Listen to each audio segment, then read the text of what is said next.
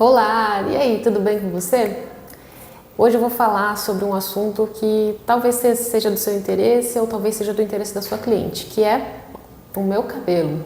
Hoje eu estava me arrumando de manhã, lavei o cabelo e lembrei de que num determinado momento da minha vida a minha rotina não era assim com relação a ele. Eu vou te contar a história sobre como que foi esse processo para usar o meu cabelo natural, de eu poder ter o privilégio de poder tomar meu banho, finalizar e deixar o cabelo molhado, dele secar sozinho. Vou contar essa história. E lembrando que, então, essa conversa é a quinta conversa de um desafio de 365 dias de conversa que eu vou ter contigo aqui. Então, peço para que, se você está gostando, está curtindo esse conteúdo, sinaliza isso na plataforma, que é muito importante. Dá um curtir, comenta, interaja, inscreva-se no canal, porque é uma forma de eu saber que eu estou conseguindo contribuir para a sua vida e de continuar esse desafio, né? Espero terminar o desafio, né? Porque a ideia é essa, né? Fazer um desafio que eu consiga terminar. Mas com certeza, se você interagir e se você comentar, curtir, vai ser um grande incentivo para eu saber se está agradando ou não, né? Bom, vamos lá.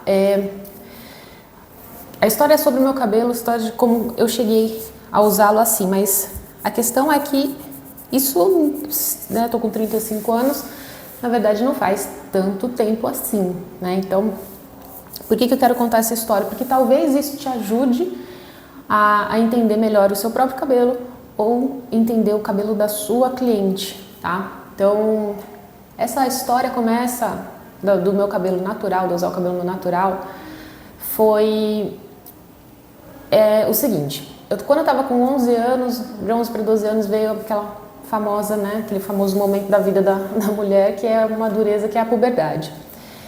E até então, como eu sou sou mestiça, né, meu pai era Nisei, segunda geração de japoneses, e aqui no Brasil, né, Nisei é segunda geração, e minha mãe, bem brasileira, mistura de tudo, né, italiano, português, índio, negro. Então, o que aconteceu? Até antes da puberdade, meu cabelo era liso. Então, meu cabelo era bem de japa, assim, liso, mais grosso, pesado.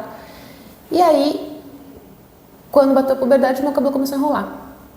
E naquela época, isso eu tô falando de 2001, 2002, né? A questão é que naquela época não tinha YouTube. Naquela época, o que tinha era Yamasterol, Neutrox e olhe lá, né? Então a gente tinha poucas opções de produtos finalizadores e basicamente nenhum conhecimento sobre definição e como a gente deve manusear cabelos com curvas. Então a minha resposta natural foi começar a escovar o meu cabelo. Então até contém alguns conteúdos de escovação especialmente, que foi por conta deste motivo que eu comecei a treinar muito a escovação. E comecei também a treinar muito a minha mão esquerda, fiquei ambidestra na escovação, porque eu tinha bastante, né, tinha mais cabelo ainda, né? Então era muita quantidade de cabelo comprido, cabelo mais grosso, então era muito trabalho escovar meu próprio cabelo. E usando as duas mãos eu conseguia conseguia suavizar, né, o cansaço e agilizar o processo. Então até por isso que eu sempre falo, né, para os alunos que treine a mão esquerda, né? Eu dou exercícios específicos, eu faço a orientação toda no meu curso, mas é porque realmente isso desgasta menos o corpo. Mas enfim, passei a minha vida escovando o cabelo, né, dos 11 para 12 anos até 6 anos atrás, então até meus 29 anos. Então, se eu levar em consideração aqui de 12 para 29, são 17, cerca de 17 a 18 anos escovando o cabelo, dia sim, dia não, ou a cada 3 dias, né? Quando tava um pouco mais frio, segurava um diazinho pra lavar. Então, cara, é muita coisa, é muito tempo que a gente gasta dentro de um banheiro com um barulho no ouvido, com calor. Então, isso era uma rotina que ficava um tanto inconveniente, né? Essa rotina de depender do secador, depender de arrumar o cabelo, Porque aí você fica pensando, pô, não posso tomar uma chuva, ai meu Deus, o cabelo vai derreter, ai eu vou pra praia e aí como é que vai ficar o cabelo, né? Aquela insegurança com relação ao próprio cabelo. Então eu entendo, eu sei, conheço bem essa rotina, porque ela foi a minha verdade por 18 anos, né? Então, por que eu tô contando essa história? Porque houve um momento em que eu comecei a... lembrei de uma outra história. Antes de eu falar como é que foi o processo de mudança. Eu lembrei de uma história que até então, até eu estudar cabelo, era uma coisa que, assim, coitada da amiga da minha mãe. Tinha uma amiga da minha mãe que ela me viu nessa fase aí de entrada em puberdade, eu lembro claramente. E ela me viu assim, né? Eu tava com acho que uns 10 para 11 anos. Aí ela virou, olhou pra mim assim, é mestiça, né? Sua filha é mestiça? É. Então, cabelo lisinho, mas daqui a pouco vai enrolar. Quando essa mulher disse assim, cabelo vai enrolar, aquilo eu ouvi, beleza, mas quando de fato meu cabelo começou a enrolar, ficou aquela sensação de que ela tinha me amaldiçoado. Ficou aquela sensação de que, foi por causa da boca daquela mulher que meu cabelo enrolou. E na verdade o que aconteceu foi que ela era mãe de mestiços. Então ela sabia, né, que havia uma grande chance ali disso acontecer com o meu cabelo também, porque viu o cabelo da minha mãe. Meu cabelo da minha mãe é ondulado também. Então, estou contando essa história porque é muito interessante que, como o conhecimento, mais pra frente, né, depois que eu fui estudar tricologia e tal, entender que, o cabelo não enrolou por causa da mulher, foi por conta dos hormônios, né? Então a gente começa a desmistificar muita coisa, assim como tem muita gente que fala da história de raspar a cabeça. Depois que, para os meninos principalmente, depois que ele começou a cortar na máquina, o cabelo dele ficou ruim. Tem uma influência da forma como a máquina corta o cabelo, que é praticamente serrando o cabelo, né? Então a gente tem assim um sensorial mais áspero, mas não dá para culpar a máquina por uma curvatura que mudou, principalmente em momentos de puberdade. Então fica aí também essa história para ilustrar o que eu vivi e você também entender com a sua cliente como quando isso acontece, né? Ou com as filhas das suas clientes, enfim, filhas e filhos, né? Então, passei 18 anos escovando meu cabelo e foi em 2013 para 2014, que numa aula de cosmetologia, até lembro que foi da aula do professor Celso, ele levou lá os produtos, né, dele e foi a primeira vez que eu testei a finalização, né, fazer o processo de finalização do meu cabelo. E acontece que quando... Foi até engraçado, né? Tipo, usava o cabelo comprido nessa época. Eu tenho até foto desse dia. Fizemos lá o processo durante a aula, porque era na graduação de visagismo e terapia capilar, tinha a parte prática, né? E aí eu fiz a finalização, até lembro que sequei o cabelo de cabeça para baixo.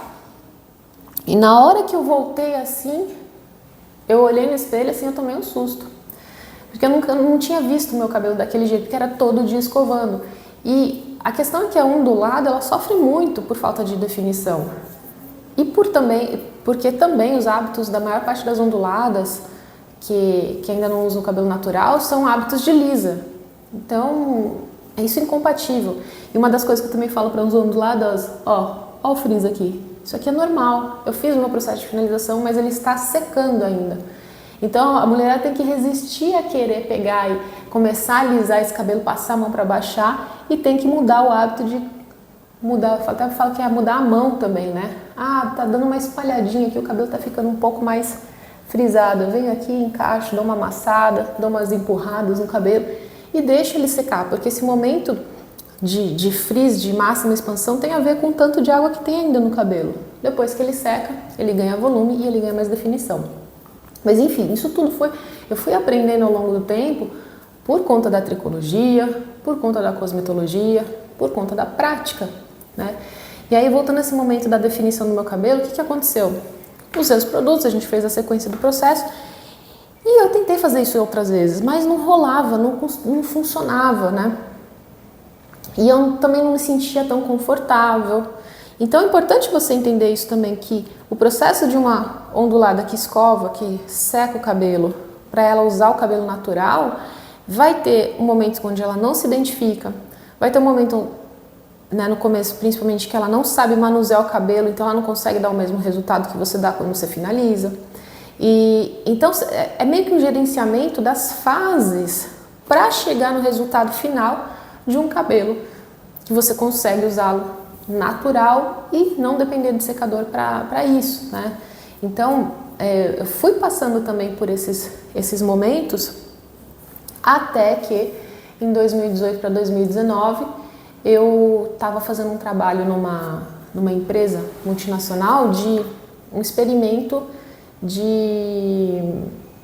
era um teste de salão, né? Então, nessa empresa multinacional, eles desenvolvem ativos que vão para a indústria cosmética e eles me contrataram para fazer a fase final, assim, que eles chamam de teste de salão.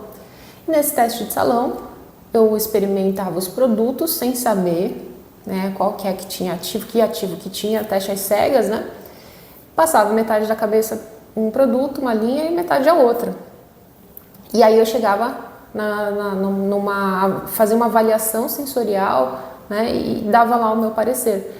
E conversando com uma das químicas lá, muito querida, diga-se de passagem, eu estava conversando, que eu estava testando a jojoba, óleo vegetal de jojoba. E o óleo vegetal de jojoba foi uma coisa que mudou muito assim como o meu cabelo ficava, porque eu comecei já a usar natural um pouco antes de eu viajar para a Espanha, que foi em 2019. Então foi bem nesse momento aí que eu comecei a fazer outros tipos de teste, incluir a jojoba na minha rotina, e aí sim eu consegui chegar vamos dizer assim, numa satisfação com o meu próprio cabelo. É lógico que quando a gente fala de processo de definição, como eu falei, é um negócio mutável, você tem que ir entendendo isso e adaptando. Até por isso que não tem uma receita pronta, principalmente para onduladas. Não tem receita pronta.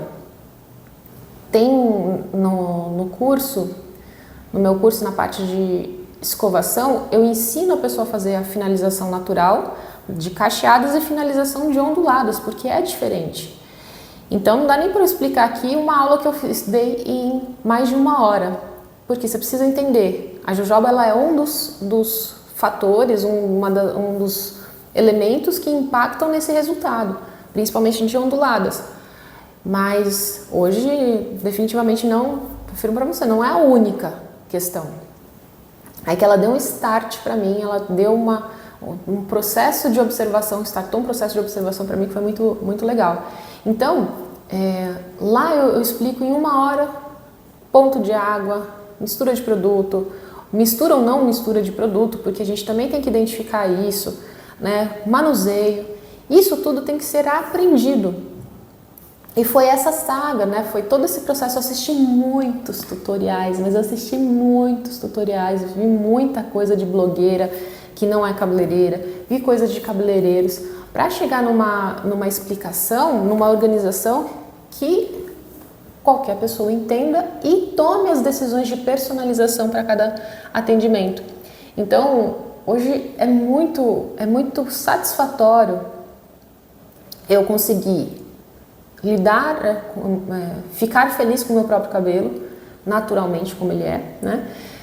É muito satisfatório eu, desde então, ter conseguido fazer isso com as minhas clientes.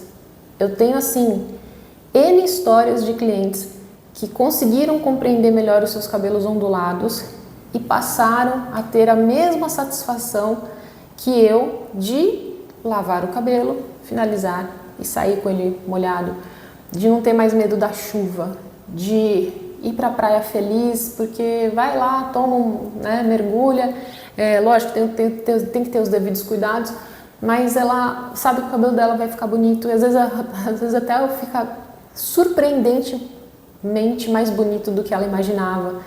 Então, mudar essa relação com o próprio cabelo aconteceu para mim de uma forma que envolveu conhecimento, que envolveu a experimentação, e que culmina no entendimento, na construção de processos que vão fazendo isso por nós, né, quando nós somos as próprias onduladas, e pelas nossas clientes. Então, basicamente, essa é a história do meu cabelo. Fiz um gancho, né, uma correlação com o que eu ensino dentro do curso na parte de escovação, porque, como eu falei para vocês, eu assisti muito conteúdo, assim, são horas e horas para eu conseguir organizar e mostrar para a pessoa em mais ou menos 1 hora as variáveis de uma finalização que está lá dentro do curso de escovação. E o curso de escovação, ele faz parte da formação do cabeleireiro integrativo. Não posso deixar de falar para você aqui, mesmo sendo uma conversa, porque o meu dia a dia, ele se baseia em tanto o trabalho administrativo quanto os atendimentos. Meu dia a dia, eu fico sempre pensando assim, como que eu posso compartilhar isso? Como é que eu posso ensinar as pessoas? Não tem jeito, eu sou muito professora. Então, eu estou o tempo todo pensando como que eu posso ensinar isso para você. E, com certeza, já trouxe nessa nossa conversa ensinamentos, coisas que vão agregar para você no seu dia a dia. Mas fica aqui sempre o convite para você ser a minha aluna ou ser o meu aluno da minha formação de cabeleireiro integrativo. Porque eu tenho certeza que vai ser uma virada de chave na sua vida profissional.